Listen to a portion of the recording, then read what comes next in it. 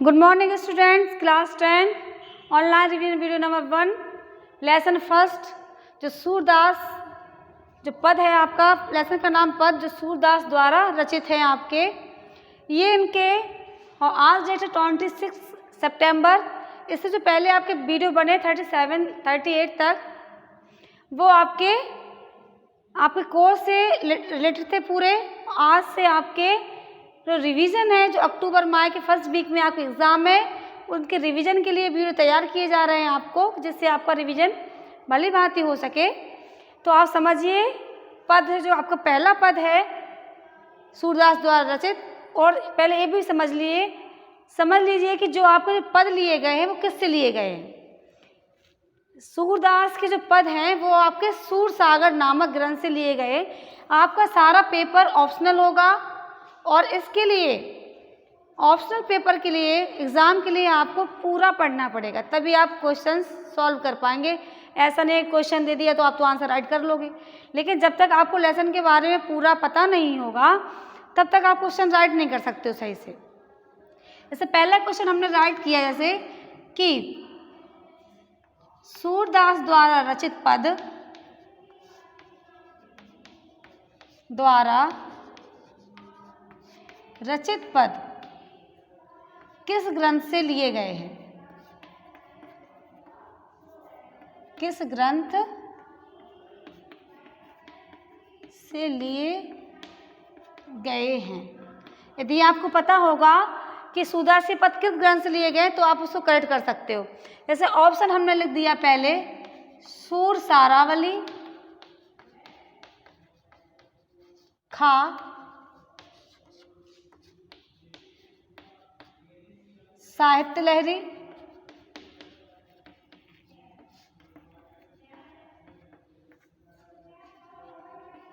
गा,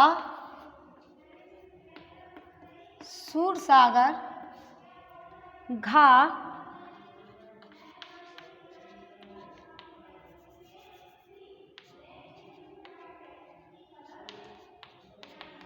इनमें से कोई नहीं। हो सकता है कि यहाँ पे और कोई बुक का नाम राइट हो। तो आप ये बताइए, यदि आपको पता होगा, पाठ के बारे में नॉलेज होगी, जानकारी होगी, तभी आप इस क्वेश्चन को सॉल्व कर सकते हैं। इसलिए आपको सारा कुछ पढ़ना होगा। जो इससे पहले जो आपके टीचिंग वीडियो बने हैं उसमें एक एक चीज़ बड़े बारीकी से आपको समझाई गई है। आप उन पुराने वीडियोज़ को भी देखिए और जो आपके रिवीजन बन रहे हैं उनको भी देखिए। तो सूरदास द्वारा रचित पद किस ग्रंथ से लिया गया है, ये आपका सूरसागर से लिया गया है। तो आप सूरसागर को टिक करेंगे और ये तभी कर पाएंगे जब आपने पढ़ा होगा।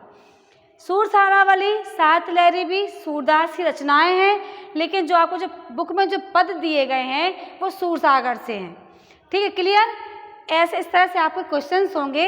अब आपको हम फर्स्ट पैराग्राफ है वो समझा रहे हैं। ऊधा तुम तो अति बड़ भागी, अपरस रहत तने सने तगा से नाहिन मन अनुरागी, पुरैन पात रहत जल भीतर, तारस दे न दागी, ज्यों जल माहे तेल की गागर, रूप बूंद न ताको लागी, प्रीत नदी में पाँव न बरायो, दृष्टि रूप न परागी, सूरदास अवला हम भोरी, ज्यों गुर चीटी पागी। अब आपने पूरा पद आपने पढ़ा। अब इसका अर्थ क्या है कि गोपियाँ उद्धव से कहती हैं कि हे उद्धव, तुम बहुत भाग्यशाली हो कि जो श्री कृष्ण के सदा साथ रहते हुए भी उनके प्रेम से वंचित हो। अर्थात उन्होंने व्यंग किया है इसके ऊपर कि तुम श्री कृष्ण जैसे प्रेम रस की खान अर्थात श्री कृष्ण के साथ रहे हो, फिर भी तुम उनके प्रेम से वंचित रहे हो, स्नेह रूपी धागे से दूर रहे, और तुम्हारे मन में नाहिन मन अनुरागी, और ना ही तुम्हारे मन में उनके प्रति प्रेम उत्पन्न हो पाया है। पुरैन पात रहत जल भीतर, जिस प्रकार से पुरैन मीन्स कमल के पत्ते, रहत जल भीतर माने जल के अंदर रहते हैं, जिस प्रकार से कमल के पत्ते सदैव जल के अंदर रहते फिर भी उनके ऊपर जल की बूंदों का एक दाग भी नहीं रहता है। और एक उपमा और दी है उन्होंने, तेल से भरी मटकी की। कि तेल से भरी मटकी को यदि पानी में मध्य में रहने पर भी उस पर पानी की बूंदों का कोई प्रभाव नहीं रहता है। ठीक इसी प्रकार से सदैव तुम श्री कृष्ण के साथ रहे हो, लेकिन तुम्हारा श्री कृष्ण का जो प्रेम रूपी भाव है उसका कोई प्रभाव नहीं पड़ा है। और प्रीत नदी में पाँव न बढ़ाए और दृष्टि रूप न परागी, तुमने कभी उनकी प्रीति रूपी नदी अर्थात प्रेम रूपी नदी में अपने पैरों को नहीं डुबोया है और ना ही उनके सौंदर्य पर तुम्हारी नज़र पड़ी है। और अंत में सूरदास गोपियों के माध्यम से कहते हैं कि सूरदास अबला हम भोरी गुड़ चीटी ज्यों पागी। ठीक है, सूरदास गोपियों के माध्यम से कहते हैं कि हम गोपियां तो अबलाएं हैं, भोली वाली हैं, और हम अपने श्री कृष्ण से, अपने प्रेमी श्री कृष्ण उसी प्रकार प्रेम करती हैं जिस प्रकार से चींटियां गुड़ में चिपकी रहती हैं। ठीक है, ये आपको हो गया भावार्थ। अब क्वेश्चंस कैसे बनते हैं कि गोपियां किसको उलाहना दे रही हैं। दूसरा क्वेश्चन है कि गोपियां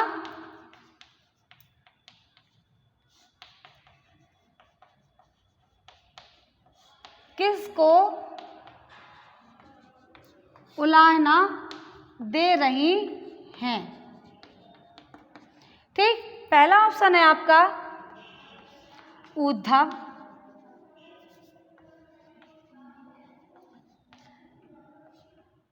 खा बलराम, गा सुदामा, घा सखियों से सॉरी। इस प्रकार 4 ऑप्शन है आपके सामने। तो गोपियां किसको उलाहना दे रही हैं? सही आंसर है आपका उद्धव, तो उद्धव को टिक कर देंगे। ठीक है, अगला क्वेश्चन जैसे है कि प्रीति नदी में कौन सा अलंकार है। प्रीति नदी में पाँव न बढ़ायो दृष्टि रूप न परागी, कि हे उद्धव तुमने कभी प्रेम रूपी नदी में अपने पैरों को नहीं डुबोया है और ना ही तुम्हारी नज़र कभी श्री भगवान श्री कृष्ण के सौंदर्य पे गई है। प्रीति नदी में कौन सा अलंकार है। यदि आपको अलंकारों की पहचान होगी तभी आप अलंकार कर पाएंगे कि इसमें आपका उपमा है, रूपक है, उत्प्रेक्षा है या अनुप्रास है। ठीक है, आपको समझा रहे हैं। उपमा, रूपक,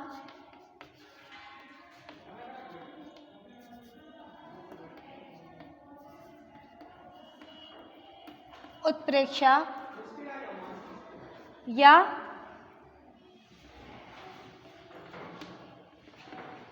अनुप्रास। ठीक है, एक बात समझ लीजिए कि उपमा अलंकार में समानता बताई जाती है, उसमें सम सरिस जैसे वर्ड्स आते हैं। और यदि आप ज़्यादा ना पढ़ पाएं तो इतना समझ लीजिए, जब 2 शब्दों के बीच में डैश का चिन्ह आ जाता है तो उसमें क्या हो जाता है, रूपक अलंकार बन जाता है। यदि आप ज़्यादा ना पढ़ पाएँ, ज़्यादा ना समझ पाएँ तो इतना आप कर सकते हो कि जब 2 शब्दों के बीच में डैश का चिन्ह आ जाता है तो उसमें रूपक अलंकार होता है। वहाँ के यदि आपसे पूछा जाए समय रूपक अलंकार की डेफिनेशन तो आपको भी लर्नी होगी। इतना आप रिवीजन के तौर पर इतना अपने दिमाग में बात रखिए, ध्यान रखिए। अगला है कि गोपियाँ श्री कृष्ण के प्रेम में किस प्रकार डूबी हुई हैं या किस प्रकार प्रेम करती हैं। गोपियाँ श्री कृष्ण के प्रेम में किस प्रकार डूबी हुई हैं या किस तरह से प्रेम करती हैं। चौथा क्वेश्चन है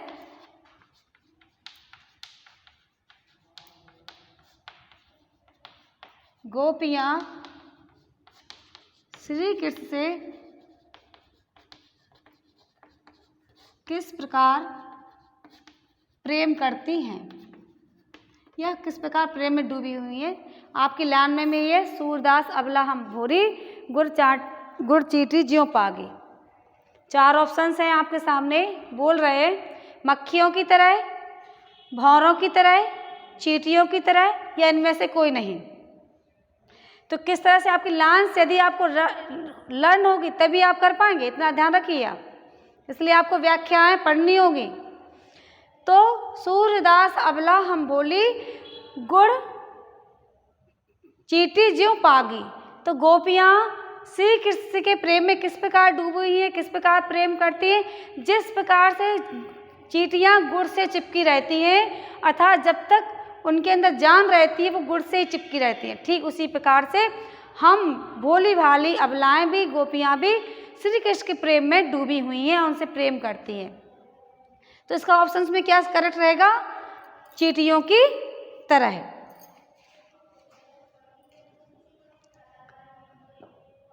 इस प्रकार से अंतिम पंक्ति में है कि सूरदास, अंतिम पंक्ति में गोपी ने स्वयं को क्या कहा है?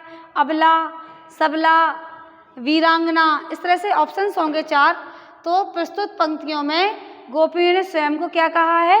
अबला कहा है। ये आपका फर्स्ट पैराग्राफ का रिवीजन कंप्लीट होता है। सेकंड है आपका मन की मन ही मांझ रही, कहिए जाए कौन पे उदव नाही परत कही, अवधि आधार आस आवन की तन मन बिथा सही, अब इन जोग संदेशन सुन सुन बिरहन बिरह दई, चाहत हो तो गुहार जितैते उत्ते धार बही, सूरदास अब धीर धरे द्यो क्यों मर्यादा ना लही। इसमें मन की मन ही मांझ रही का मतलब होता है कि मन की इच्छा, मन की अभिलाषा मन में ही रह गई, मन की अभिलाषा का मन में ही रह जाना। तो इसमें गोपियाँ क्या कहती हैं? गोपियाँ उद्धव से कहती हैं कि उद्धव हमारी मन की अभिलाषा मन ही में रह गई है, हम अपने प्रेम को श्री कृष्ण के सामने प्रकट नहीं कर पाई, अभिव्यक्त नहीं कर पाई कि हम आपसे कितना प्रेम करती हैं। और कहिए जाए कून पे औधव ना ही प्रत कही है। उद्धव तुम बताओ कि हम अपने मन की व्यथा को, अपने मन के कष्ट को किससे कहें? अवधि आधार आस आवन की, इसमें आपको निश्चित पता है कि इसमें कौन सा अलंकार होगा? इसमें अलंकार है जहाँ एक ही वर्ण या एक ही व्यंजन की आवृत्ति बार बार होती है, वहाँ पे अनुप्रास अलंकार होता है। आप अवधि आधार आस आवन की तन मन बिथा सही, उनके आने के उम्मीद ही, अवधि माने समय, आस माने उम्मीद, आवन माने आने की, उनके मथुरा से वापस लौटने की उम्मीद ही, आशा ही हमारे जीवन जीने का आधार थी, और उसी आशा में हमने तन मन बिथा सही अर्थात तन और मन के कष्ट को सहन किया है। लेकिन अब इन जोग संदेशन सुन सुन बिरहन बिरह दही, बिरहन माने वियोग, बिरह माने वियोग, बिरहन माने जो बिरह जो सहन करती है वो, दही माने जलना, ज्वाला। लेकिन अब तुम्हारे द्वारा दिए गए, सुनाए गए योग के संदेश को सुन सुनकर हम सभी उस ज्वाला में जल रही हैं। बिरहन जोग संदेशन सुन सुन बिरहन बिरह दही। लेकिन अब आपके तुम्हारे द्वारा दिए गए योग के संदेश को सुन सुन करके हम बिरह की ज्वाला में जल रही हैं। लेकिन चाहत होता है जोहार जिताते उत्ते धार भाई, लेकिन हम अपनी रक्षा के लिए जिस ओर जाते हैं, जिसके लिए पुकार लगाते हैं, वहीं से योग की धारा बहती चली आ रही है।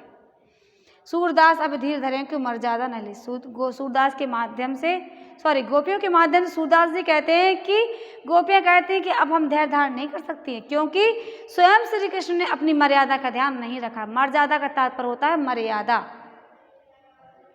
मर्यादा मीन्स होता है मर्यादा। जब श्री कृष्ण ने ही अपनी प्रेम की मर्यादा को नहीं रखा, प्रेम के बदले योग के संदेश को भेजा है, तो हे उद्धव हम भी धीर धरें क्यों, तो हम भी धैर्य धारण नहीं कर सकती हैं।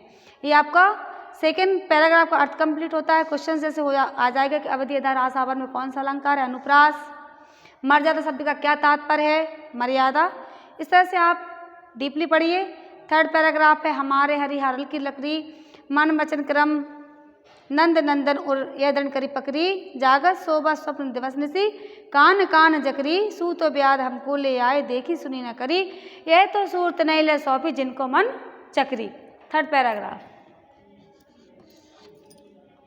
हमारे हरि हारिल की लकड़ी। हरि का तात्पर्य यहाँ श्री कृष्ण से है, और हारिल एक ऐसा पक्षी है जो सदैव अपने पंजों में लकड़ी को दबाए रहता है और जब तक दबाए रहता है तब तक कि उसकी मृत्यु नहीं हो जाती, यहाँ तक कि अंत समय तक वो पक्षी अपने पंजों में लकड़ी को दबाए रहता है।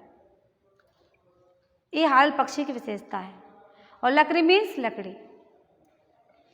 तो आप समझ रहे हो ना कि हारल, तो गोपियाँ उधर से कहते हैं कि हमारे हरि अर्थात हमारे मनमोहन श्री कृष्ण हारल पक्षी की लकड़ी के समान है। जिस प्रकार से हारल पक्षी अपने मरते समय तक, अंतिम समय तक पंजों से लकड़ी को नहीं छोड़ता है, ठीक उसी प्रकार से हम भी मरते समय तक, अंतिम समय तक श्री कृष्ण को नहीं छोड़ सकती हैं। मन क्रम वचन नंद नंदन और दृढ़ कर पकड़ी। हमने मन वचन और क्रम से, मन वचन और क्रम मन कार से, व्यवहार से श्री कृष्ण को दृढ़ता से, मजबूती से पकड़ के अपने हृदय में बसा के रखा है। जागत सोपन स्वप्न दिवस निशी कान कान जकरी। कान कान जकरी में काना काना पुकारती हैं। सोते जागते दिन रात हर क्षण हर पल हम गोपियाँ काना काना कह के पुकार करती रहती हैं, उन्हें बुलाती रहती हैं। सुनत जोग लागत है ऐसो ज्यों करई ककरी। हे उद्धव, तुम्हारे द्वारा दिए गए योग के संदेश, योग की बातें कड़वी ककड़ी के समान लगती हैं, जैसे कि कड़वी ककड़ी मुंह में चली गई, इस तरह से कड़वी बातें लगती हैं आपकी। सुनत जोग लागत है ऐसो ज्यों करई ककरी, कि तुम्हारे दिए गए योग के संदेश, योग की बातें इस प्रकार से लगती है जिस प्रकार से मुंह में कड़वी ककड़ी चली गई, जिससे मुंह का स्वाद खराब हो जाता है। ठीक उसी प्रकार से तुम्हारे दिए गए योग की बातें हमारी समझ से बाहर है, अर्थात हमें आपकी बातें बिल्कुल अच्छी नहीं लग रही हैं। सूत व्याध हमको ले आयो, देखी सुनी ना करी। तुम तो हमारे लिए ऐसी बीमारी लेके आयो, योग नामक बीमारी लेके आयो, जिसके बारे में ना तुमने देखा है, ना सुना है, कभी ना व्यवहार में प्रयोग की, ना तो हमने उसको व्यवहार में लाए हैं।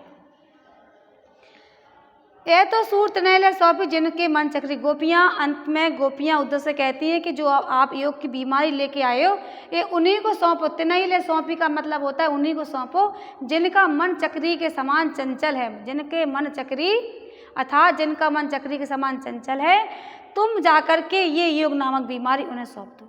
लेकिन हमें इसकी कोई आवश्यकता नहीं है। क्यों नहीं आवश्यकता? क्योंकि हमारा मन तो पहले से ही श्री कृष्ण में बसा हुआ है, लगा हुआ, रमा हुआ है, अर्थात मन स्थिर है। इसकी योग नामक बीमारी की हमें कोई आवश्यकता नहीं है। ये थर्ड पैराग्राफ का आपका अर्थ कंप्लीट होता है। क्वेश्चन है कि हरि शब्द का तात्पर्य क्या है? श्री कृष्ण से हारिल किसे कहा जाता है? हारिल एक ऐसा पक्षी है जो हमेशा अपने पंजों में लकड़ी को दबाए रहता है।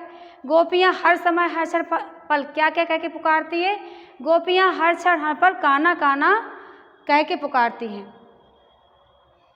गोपियाँ किस बीमारी की बात कर रही हैं? गोपियाँ यहाँ पे योग नामक बीमारी की बात कर रही हैं। गोपियाँ इस बीमारी को किसे सौंप देना चाहती हैं? गोपियाँ इस बीमारी को